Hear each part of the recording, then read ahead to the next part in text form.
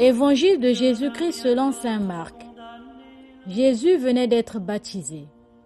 Aussitôt l'Esprit le pousse au désert, et dans le désert il resta 40 jours tenté par Satan.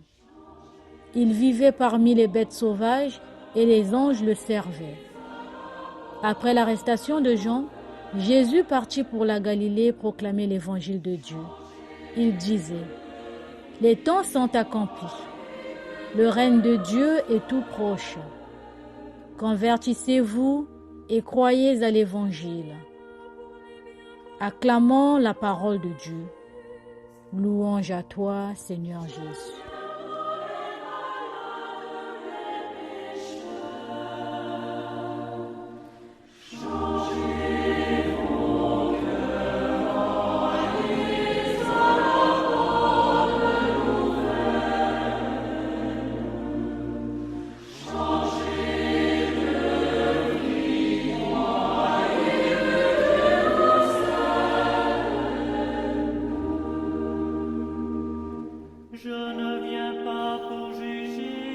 Nous célébrons aujourd'hui le premier dimanche du temps de Carême.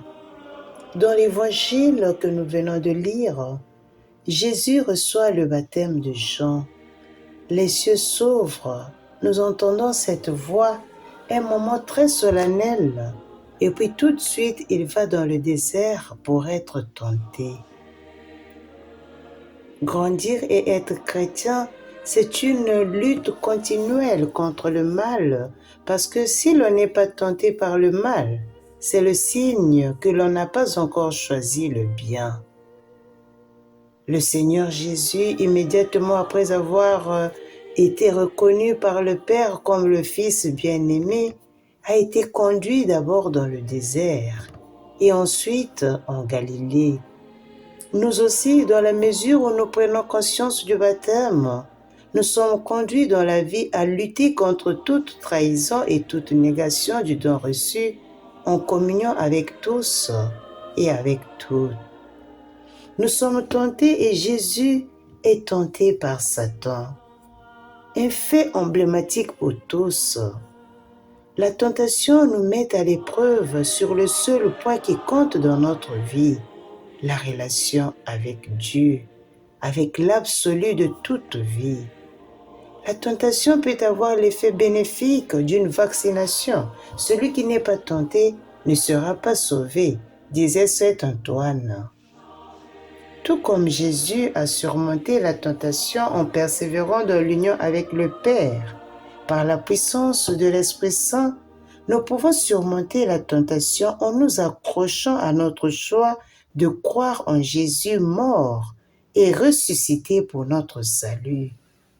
Nous voulons nous sentir en phase avec l'hymne baptismal des premières communautés chrétiennes qui nous est offert par l'auteur de la première lettre de Pierre. Le Christ est mort une fois pour toutes pour les péchés, le juste pour l'injuste, afin de nous ramener à Dieu. Il est mort dans son corps, mais il a été rendu vivant dans son esprit.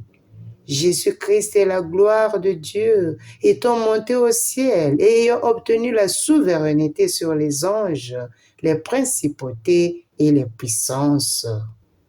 Oui, chers frères et sœurs, les temps sont accomplis et le royaume de Dieu est tout proche.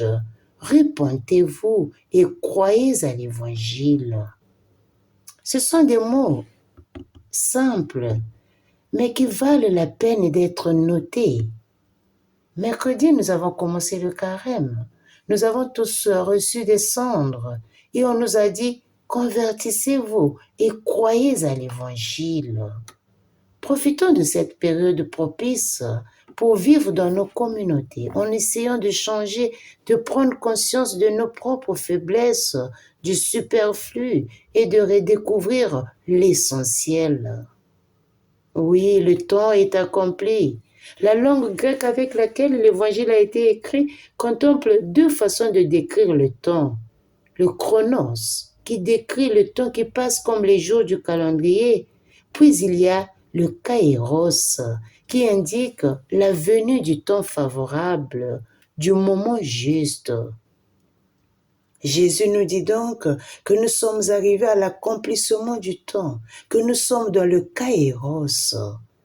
Ce carême deviendra aussi notre kairos. Nous croyons en Jésus tel que l'Évangile nous le présente, un personnage inconfortable et fascinant qui ne laisse pas indifférent celui qui le rencontre. Nous croyons en lui, qui est présent au milieu de nous et qui nous demande de le suivre en changeant notre regard, en changeant notre cœur, en changeant notre vie, en changeant notre mauvaise manie à l'égard des autres. Oui, répentez-vous et croyez à l'Évangile. Changeons notre pensée. Orientons notre vie différemment vers le royaume de Dieu. Un chemin nous attend dans ce pèlerinage vers Pâques.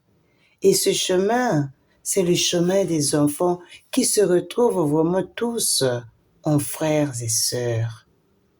Fructueux temps de carême à tous et à chacun.